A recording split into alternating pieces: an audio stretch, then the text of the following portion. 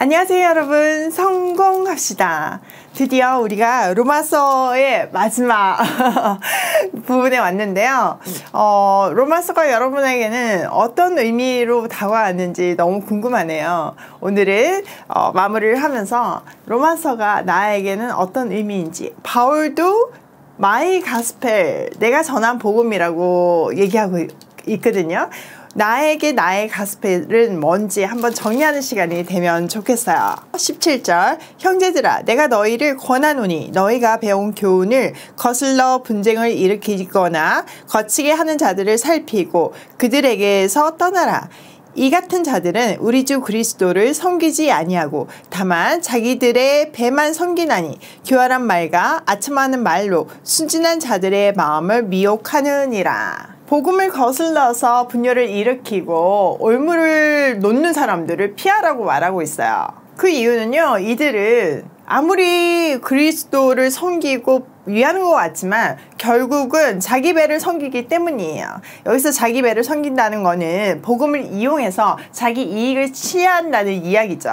이때 그들은요, 아주 아첨하는 말로, 우리 귀에 듣기 좋은 말로 또 순진한 사람들의 마음을 속여요. 이렇게 미혹하는 사람들은요, 늘 있어 왔어요. 시대가 악할수록 이 미혹한 영들은 더 활개를 치죠.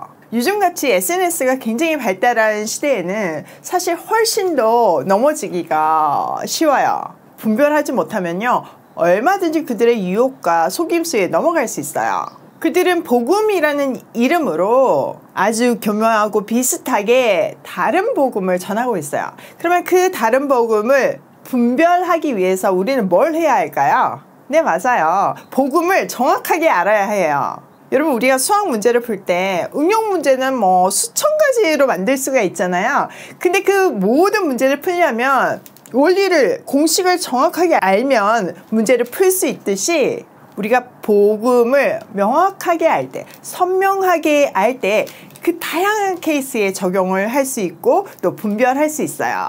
자, 19절, 너희의 순종함이 모든 사람에게 들리는지라. 그러므로 내가 너희로 말미암아 기뻐하노니 너희가 선한 데 지혜롭고 악한 데 미련하기를 원하노라. 평강의 하나님께서 속히 사탄을 너희 발 아래에서 상하게 하시리라. 우리 주 예수의 은혜가 너희에게 있을지어다. 바울은요, 이미 다 소문이 난 로마 교회의 순종을 기뻐하면서 선한 일에는 슬기롭게, 또 악한 일에는 순진하라고 권면해요. 왜냐면은 최종 승리가 기다리고 있기 때문이죠. 그리고 창세기 원복음을 그 근거로 대는데요. 창세기 3장 15절에 보면 여자의 후손이 사탄의 머리를 상하게 할 것이라고 하잖아요. 여기서 여자의 후손은요, 예수님이에요. 자, 모든 인류는, 예수님을 제외한 모든 인류는요, 아담의 후손이에요. 다른 말로는 남자의 후손이죠. 근데 예수님은 여자의 후손이에요. 예수님은 성령으로 잉태되어서 아담의 모양을 하고 이 세상에 오셨어요. 이 유일한 여자의 후손이 사탄의 머리를 상하게 하죠. 공생의 사역을 통해서 그 사탄의 세력을 결박하셨고 십자가에서 그 머리를 상하게 했어요. 여러분, 머리가 상하면요, 죽는다는 의미예요. 그러니까 이미 어두운 세력은 죽어가고 있어요. 죽음이 이미 정해져 있어요. 그런데 그 완전한 죽음은 예수님의 재림의 때에 이루어져요. 그 사이, 예수님의 초림과 재림 사이를 말세라고 하잖아요. 그 말세에 죽기 전에 이제 최후의 발악을 하는 거죠.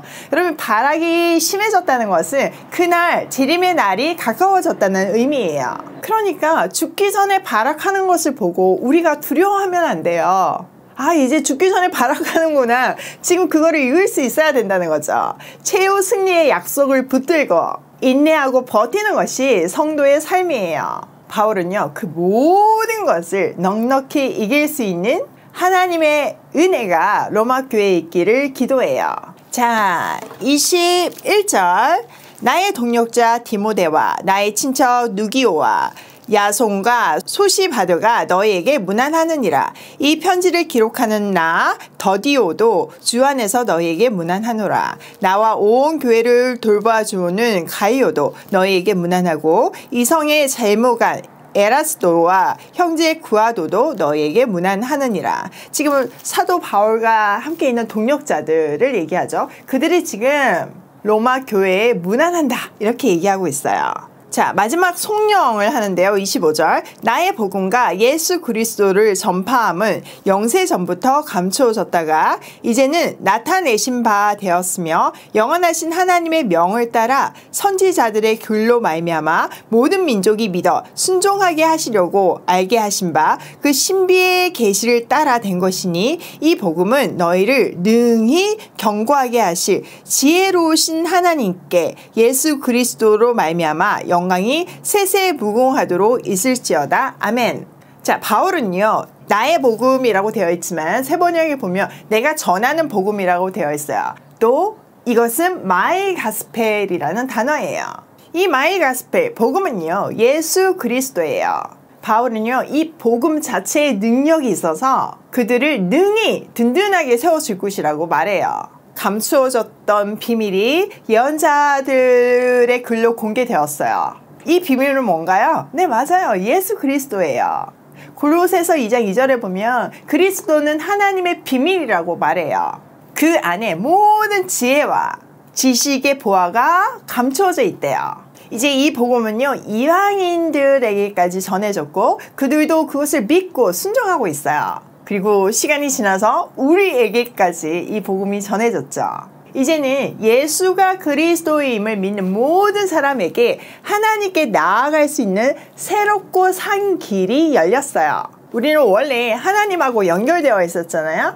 그런데 죄로 인해서 하나님하고 끊어졌어요. 이 끊어진 상태에서 우리는 죽을 수밖에 없었는데 예수 그리스도가 하나님께로 이어지는 새롭고 산 길이 되어서 길이 만들어졌고 이제는 이 길을 통해서 다시 하나님께 나아가 하나님의 생명 안에서 사는 우리가 된 거죠. 그래서 우리에게는 영원한 생명이 주어졌죠. 이 새롭고 산 길, The only way. 이 길이 개통된 것이 우리에게는 감격이에요. 여러분, 자, 이렇게 로마서가 마무리되었는데요. 여러분, 이 놀라운 복음, 이 감격스러운 스토리가 여러분에게는 얼마만큼의 실제이고 또 얼마만큼 누리고 계시나요? 바울은요, 마이 가스펠, 내가 전하는 복음은 능력이 있어서 그들을 든든히 세울 것이라는 것을 확신했어요. 바울은 개인적으로 복음으로 말미암아 새롭게 살게 된 경험을 가지고 있어요. 그러니까 그 복음에 대한 확신만큼 복음을 누리면서 살 수 있었고 그 복음을 확신에 차서 전할 수 있었어요. 사실 우리는요, 복음에 관한 이야기는 복음의 스토리는 귀에 못이 박히도록 들었어요. 길가에 발에 걸리는 돌만큼 너무 많아서 흔하게 느껴질 수도 있어요. 우리가 복음을요, 내 발에 걸리는 길가의 돌처럼 느낄 때 이 복음은요, 나에게 아무런 영향을 주지 않아요. 오히려 나를 넘어지게 하는 걸림돌이 될 수도 있어요.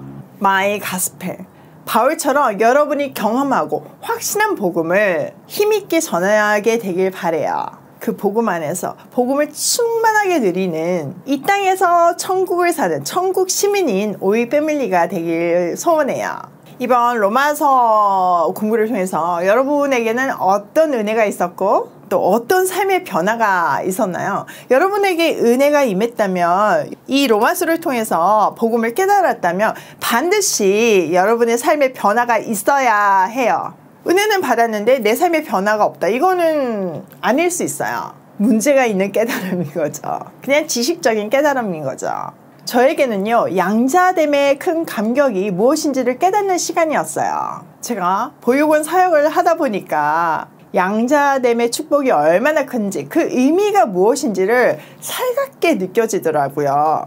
지금 이제 오이 패밀리에서 여러분들이 신청해 주신 신청서를 기반으로 더 가족, 보육원 아이들에게 더해진 가족 사역이 진행되고 있어요. 제가 더 가족 프로그램을 먼저 경험하면서 우리 집에도 5살 이내, 가명이죠, 이내가 주말마다 우리 집을 오게 되었어요. 제가 그 스토리를 더 가족 육아 일기라는 이야기로 여러분에게 공개를 했더니 많은 분들이 응원도 해주시고 또 동참도 해주셨지만 또 걱정하는 목소리도 상당히 있더라고요. 왜 아이에게 상처를 주냐, 왜 아이를 이용하냐 이렇게 말하시는 분들까지 있더라고요. 뭐 어느 부분 이해도 되고 뭘 걱정하시는지도 알겠고, 그래서 저도 보육원 원장님들하고 상담도 많이 했어요.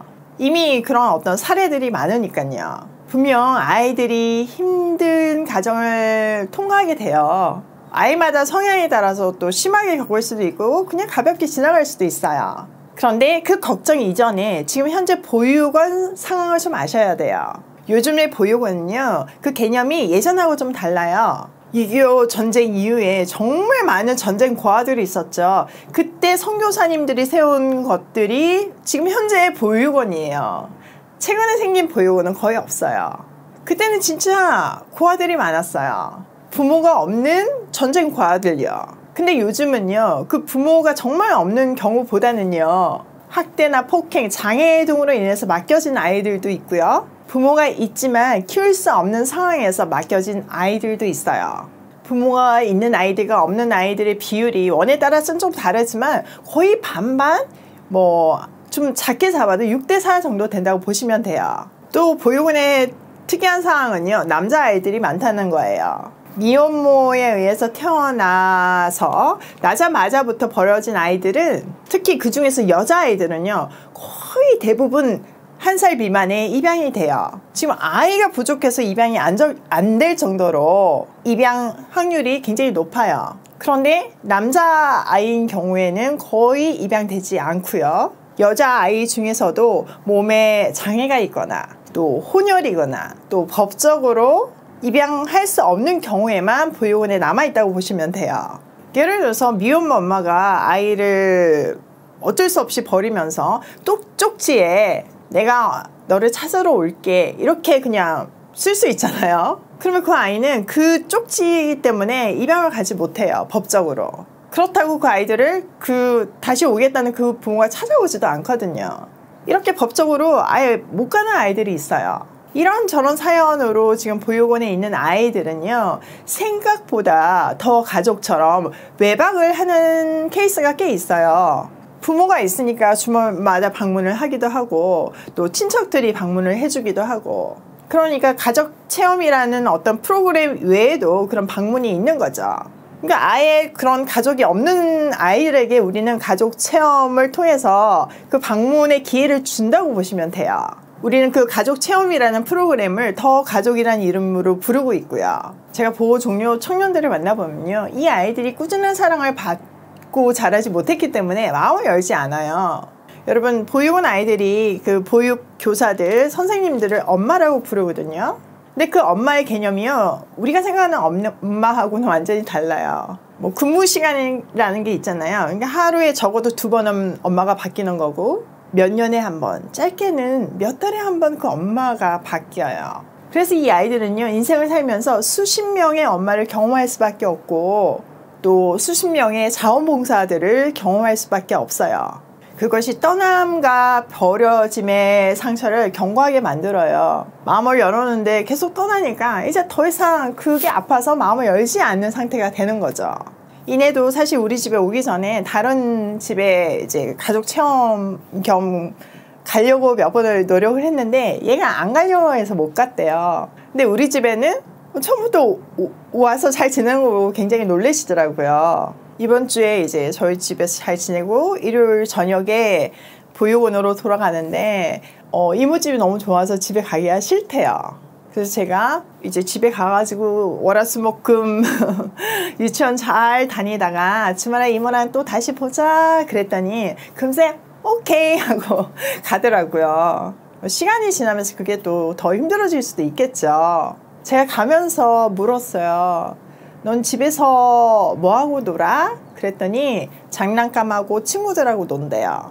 그래서 제가 이모쯤에는 장난감도 거의 없고 친구들도 없는데 왜 좋아? 하고 했더니 이내가 이모가 좋아서 라고 얘기하더라고요. 제가 좋아서 이모 집이 좋대요. 제가 자기를 정말 사랑해 주는지 아는 거죠. 그 사랑 때문에 우리 집이 좋은 거예요. 우리 어른들 눈에는 환경 이런 게 보일지 모르겠지만요, 그 조그만 애들한테는요 환경은 그런 거 안 보여요. 그냥 사랑 때문에 좋은 거예요. 이내가 우리 집에 오면 저한테 제일 많이 하는 얘기가 안아줘예요.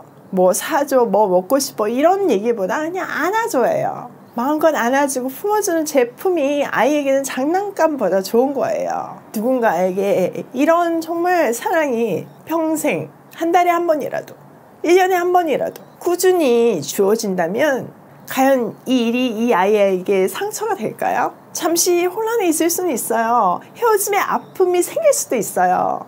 그렇지만 이 아이의 인생 통째로 봤을 때 정말 그 평생을 같이 해준다면 그게 상처가 될까요? 누군가가 답글로 왜 그 아이한테 감질만 나는 그 가족 체험으로 가족을 맛보게 해서 아이를 괴롭히냐 이런 말을 하시더라고요. 그러면 그렇게 법적으로 입양도 못 되는 그 아이들은 평생 가족이라는 것을 경험하며 살면 안 되나요? 그게 정말 잘못일까요? 그게 정말 상처일까요? 만약에 지금부터 일주일에 한 번, 한 달에 한 번, 1년에 한 번이라도 누군가가 꾸준히 사랑을 해준다면 이 아이는 꾸준한 사랑을 배울 수 있어요. 함께함이 무엇인지, 가족이라는 것이 무엇인지, 대가 없는 사랑이 무엇인지, 진정한 사랑이 무엇인지 배울 수 있어요. 체험으로요. 사랑은 머리로 알아지는 게 아니잖아요. 그냥 느끼는 거잖아요. 진정한 사랑은요, 상처가 될 수 없어요. 그래서 제가 평생을 생각하고 지원하라고 말하는 거예요. 여러분, 정말 이 조그만 더 가족, 친척 정도 돼주는 것도 그 아이한테 큰 영향이 될 수가 있는데, 든든한 백그라운드가 될 수가 있는데, 부모가 생긴다는 것은 또 어떤 의미일까요? 저는 우리 이내를 보면서 의미가 얼마나 큰지를 느끼고 있어요. 제가 더 가족을 해보기 전하고는 차원이 다르게 느끼고 있어요. 그러는 와중에 이 로마서를 통해서 양자됨을 말씀해 주시더라고요. 그 개념이 얼마나 어마어마한 말씀인지 저는 이제야 비로소 조금 알겠어요. 여러분, 우리에게는요, 꾸준하고 진실된 사랑을 할 수 있는 힘이 없지만요, 이 양자됨의 엄청난 사랑을 경험했기 때문에 할 수 있다고 생각을 해요. 나에게는 조건도 없고 자신도 없지만 희생을 하면서 꾸준하게 사랑을 할 수 있는 능력과 자질도 없지만 그리스도의 놀라운 사랑을 경험한 우리는요, 흉내라도 낼 수 있다고 생각해요. 그리고 내야 한다고 생각하고요. 흉내를 내다 보면 습관이 되고 내 삶이 될 수 있잖아요. 제가 설날에 저희 친정에 데려고 갔더니 우리 부모님이 아이를 너무 예뻐하시더라고요. 그래서 저한테 그러시더라고요. 아유, 얘는 이제 니네 가정을 만나서 인생이 든든하겠다. 또 어떤 분은 답글에 아유, 이내는 복권 당첨된 것 같아요. 그러시더라고요. 이 조그만, 정말 조그만 가족이 돼준 거, 이모가 돼준 거, 이 정도도 복권 같이 느껴지는데, 우리가 하나님의 양자가 된 사건은요, 차원이 다른 이야기예요. 여러분, 한번 진짜 진심으로 한번 생각해 보세요. 성령께 은혜를 구하면서 이 양자됨을 한번 깊이 있게 생각해 보세요. 우리에게는요, 하나님의 양자가 될 수 있는 어떤 조건이 없어요. 우리는 그냥 죄인 중에 죄인일 뿐이고요. 하는 일이라고는 하나님 마음을 아프게 하는 것밖에 없어요. 그런데 하나님의 자녀가 되다니요, 이건 정말 상상도 안 되는 기적이에요. 세상을 창조하시고 역사를 주관하시는 분이 나의 친아버지가 되어주시고 사랑하는 자녀에게 최고의 것을 주시고 베스트 길로 안내해 주세요. 그 사랑을 우리가 제대로 느끼지도 못하고 두려워하고 조건을 걸고 이용하려고 잔머리를 굴린다면 그 사람의 인생은 불행할 수밖에 없어요. 부모도 자식이 막 꼼수 부리는 거 다 빤히 알잖아요. 근데 전능하신 하나님이 우리 마음을 왜 모르시겠어요? 사랑하기 때문에 그 잔머리 받아주시지 않으세요. 그 길 끝이 절벽인지 아시니까요. 이 놀라운 사랑이 여러분의 삶에 실제가 되면 좋겠어요. 그리고 이 놀라운 사랑을 경험한 사람답게 살면 좋겠어요. 오늘 내용을 우리 삶에 한번 적용을 해보면, 첫 번째, 나의 복음이 준비된 사람이 되자. 여러분, 내 안에 내 복음, 내가 전할 수 있는 복음이 있어야 돼요. 우린 빚진 자잖아요. 그 복음을 전해야 돼요. 여러분, 누군가가 나에게 1,000만 원을 주면서 이거를 옆 사람한테 전화라고 했어요. 그러면 이 돈은 이 1,000만 원 제 거 아니잖아요. 주인이 있잖아요. 전해야 되잖아요. 그런데 내가 이걸 안 전하고 그냥 내가 갖고 있는다면 이거 횡령죄죠. 여러분, 복음의 횡령죄를 짓지 않도록 나의 복음, 내가 깨달은 복음을 전하는 사람이 되면 좋겠어요. 두 번째, 양자됨의 감격을 누리며 살았으면 좋겠어요. 양자라는 것, 하나님의 자녀가 된다는 거는요, 정말 그 어떤 걸로도 표현이 안 되는 감격이에요. 그 감격이 여러분 안에서 실제가 되면 좋겠어요. 세 번째, 그 양자됨의 감격으로 다른 사람을 살리는 우리가 되면 좋겠어요. 양자 되었기 때문에, 그 놀라운 사랑을 경험했기 때문에 우리는 그 사랑을 반사해낼 수 있어요. 하나님을 만나기 전에 나의 그 모든 아픔들은 상처일 수 있지만 하나님 안에서 그 아픈 상처는 세상을 살리는 에너지가 될 수 있어요. 저는 우리 이내도 지금 보육원에 있는 아이들은 그 어떤 아름다운 이야기가 있을 수가 없잖아요. 그렇지만 그 특별한 이야기, 그 아픈 이야기로 하나님 안에서 만남을 통해서 하나님 안에서 해석되고 사람을 살리는 에너지로 전환될 수 있어요. 그 해석을 도와주고 그 전환을 도와주는 사람이 우리예요. 복음의 빚진 자들요. 오늘도 마이 가스펠로 세상을 살리는 발걸음으로 구글싱해요. 여러분, 이렇게 로마서가 끝났는데요. 저한테는 너무나 큰 감격이 있는 시간이었던 것 같아요. 여러분에게도 그랬으면 좋겠고, 오늘 다시 한번 로마서의 감격을 여러분에게 적용하는 시간이 됐으면 좋겠어요. 자, 내일부터는 이제 성경의 순서에 따라서 고린도 전서 들어갈게요. 다음 시간에 만나요.